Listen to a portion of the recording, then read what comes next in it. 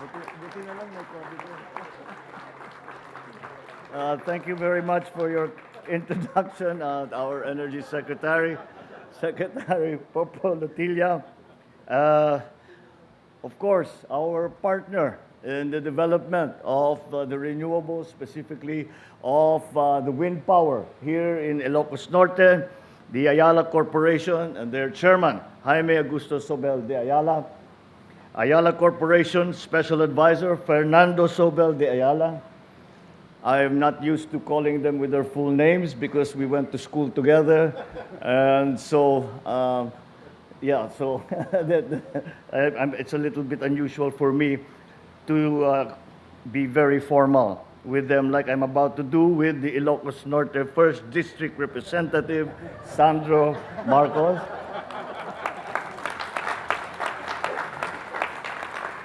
Local government officials of Ilocos Norte, of the municipality of Pagudpud. I finally found the mayor is here. At yung ating mga apong sanggunian. Of course, the Vice Governor Cecil. The officials and employees of ASEM. The distinguished guests who are here with us today, ladies and gentlemen. Na imbag nga malim yung amin. Well, now Northern Luzon, Ilocos Norte in particular, has been blessed with excellent wind energy potential. And it is really a blessing because it is not something that you can decide as a political decision.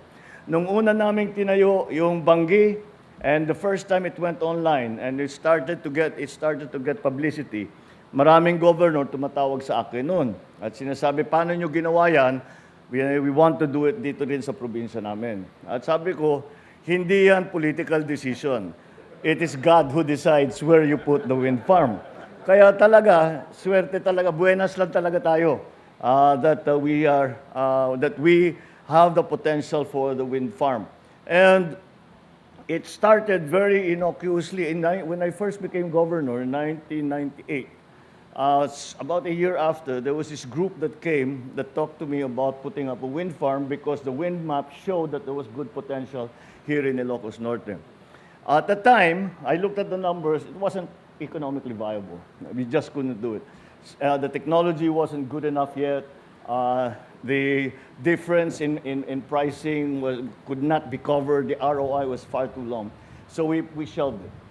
And doon sa bandang Bangi, I think those of you who work, who have been around there, may area doon na napakalakas ang hangin. Pero nakita ko, sabi ko, sayang ito, hindi naman natin mataniman dahil yung lupa is not good for agri. So I called all my friends na golfer.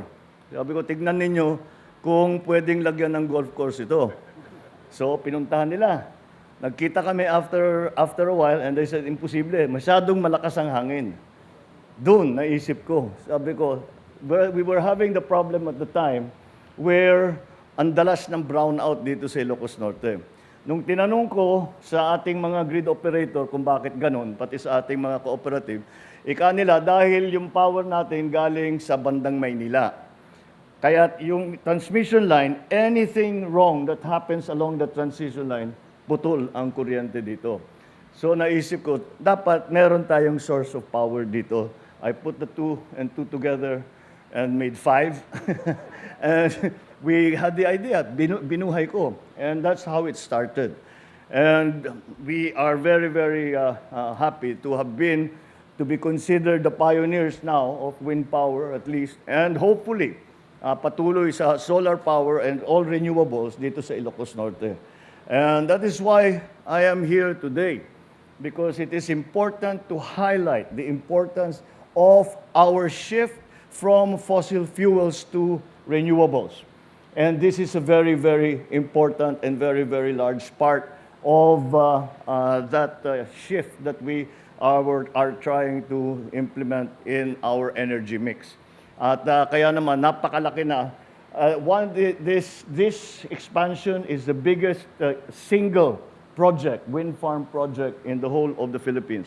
Meron siguro yung maliliit yung phases, but this is the biggest single phase expansion sa buong Pilipinas. And although the Ayalas came, they were not the first, boy, when you started, you really didn't stop. You just kept going and going. Palaki ng palaki yung mga windmill, palaki ng palaki yung mga turbine, and patuloy pa rin. Sa aking pagbabiyahe, sa kinakausap natin, ang mga kaibigan nating dayuhan tungkol sa renewable energy. And we talk about where are the areas. Halimbawa, solar sa Pilipinas kahit saan pwede. Ang problema sa solar, nagko-compete sa lupa ng agrikultura. Kaya ang nagiging uso ngayon is floating solar. Ilalagay sa dagat o ilalagay sa tubig, may isda sa ilalim, may aquaculture sa ilalim. Yun ang bago nating mga ginagawa. Ang wind farm, sabi nila, ang pinakamaganda pa rin ay banda dun sa inyo. And they showed me maps. They showed us maps when we were traveling, we were talking to the businessman.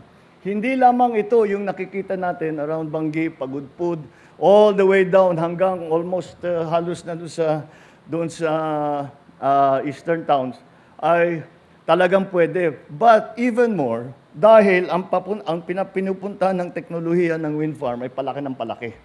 Yung aming sinimulan, the first 18 turbines were rated at about 1.6 something, 1.7 megawatts. Itong nasa harap natin, 5 megawatts na yan. Ang pakpak dati is only about 50 something meters. Ang tower is only 100. This is already 150 meters, and the blades are more than 100 meters long. Kaya makita na the technology has been moving forward. So, yun ang tinatanong namin. Kung pwede ba, interesado naman kayo sa Pilipinas, interesado kayo sa Ilocos Norte, saan pa tayo pwedeng maglagay? And the new technologies are pushing the wind farms offshore. Kasi, papaliwanag sa inyo ng mga engineer, ang pinakamahirap, the reason why you cannot put a wind farm anywhere is because of the technicians here, the laminar flow of the wind. It has to be tinatawag na lang smooth, bale, ang takbo ng hangin. Ngayon, sa iba't ibang lugar, kuminsan may laminar flow, kuminsan magandang takbo ng hangin, kuminsan hindi. There's turbulence. Pag may turbulence, walang efficiency yung wind farm, yung turbine. Ngayon, sabi nila, pinakamaganda ngayon, hindi mo na kailangan alalahanin na maayos ang takbo ng hangin if you are offshore. So nagtanong ako, saan natin nilalagay kung sa Pilipinas, saan nyo gusto ilagay ang offshore? Sabi nila, sa inyo rin, dito rin. Dito pa rin ang pinakamaganda.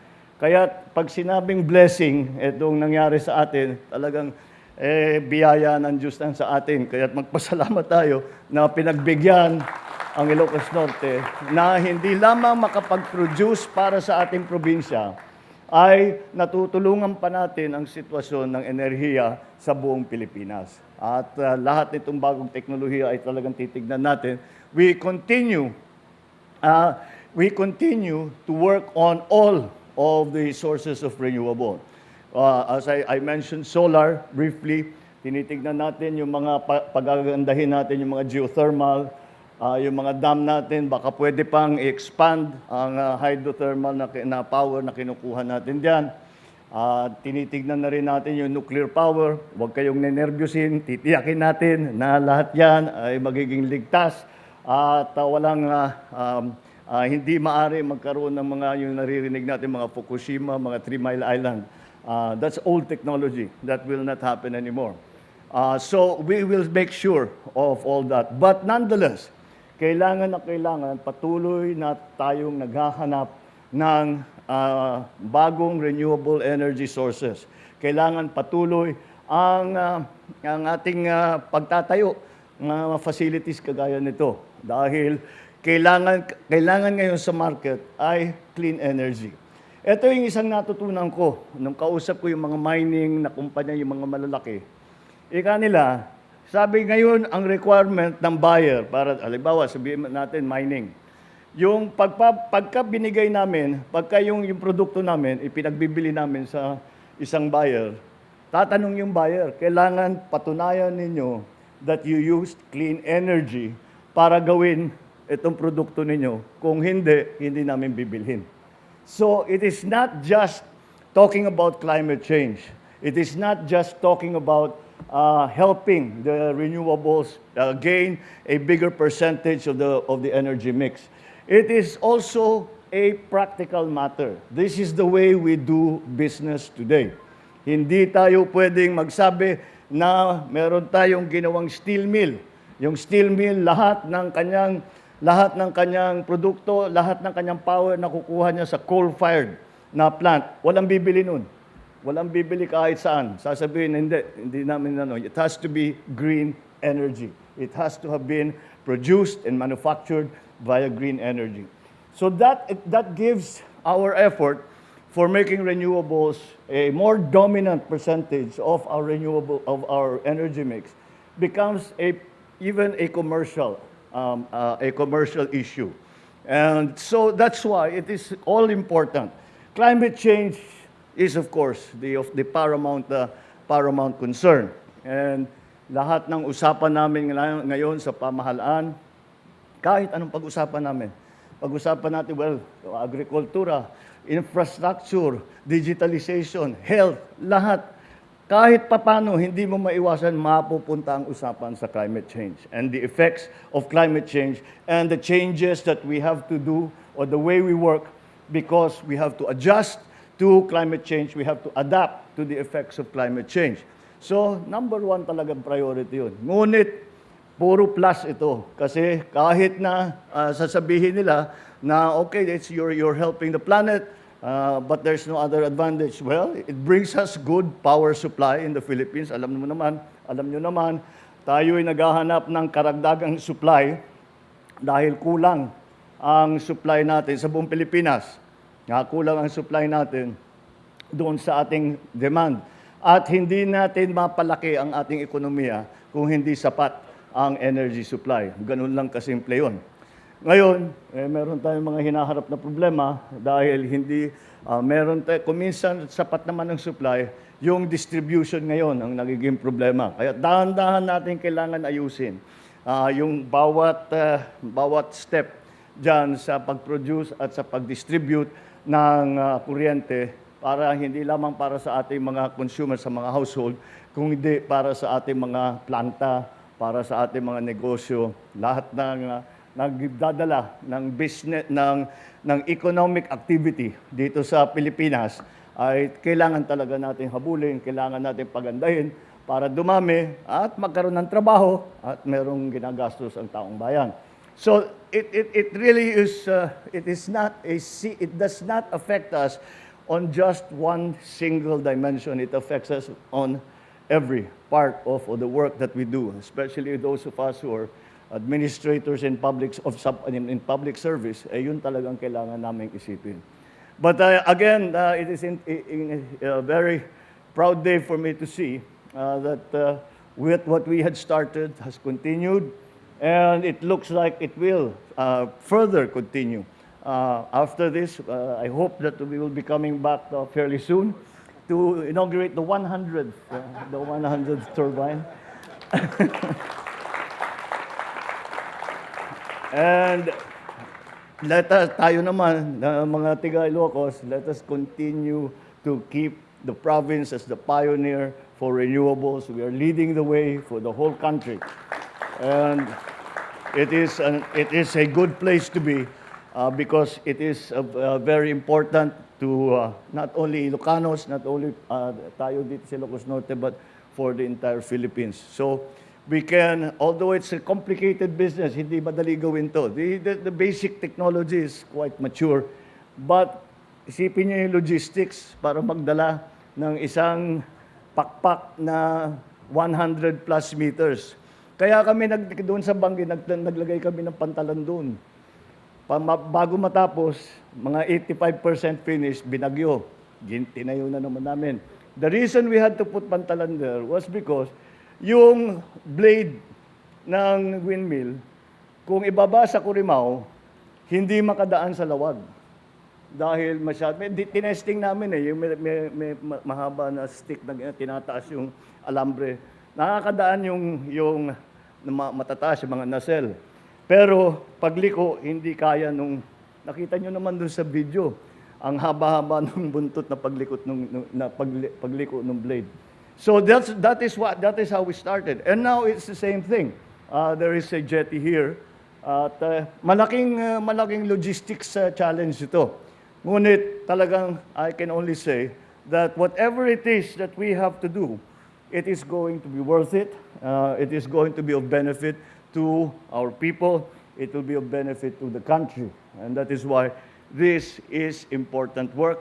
That's why we thank the Ayala Group for their continuing support in our pursuit, not only in Ilocos Norte, but in the Philippines, for all of these renewable energies. And the time hopefully will come, hopefully soon, that we can say na iurong na natin ang energy mix natin in favor of renewables. Malapit na, basta patuloy natin gagawin ito.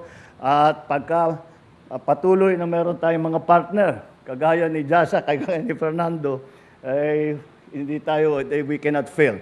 So let us keep going, and congratulations to all that have put in, I am sure, a great deal of hard work before this is possible. It was possible to inaugurate this 166 megawatt expansion.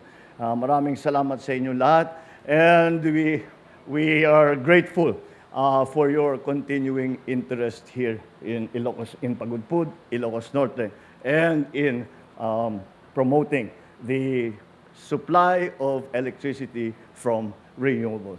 Thank you very much. Na imbag na malim, yung amin. Just take me na.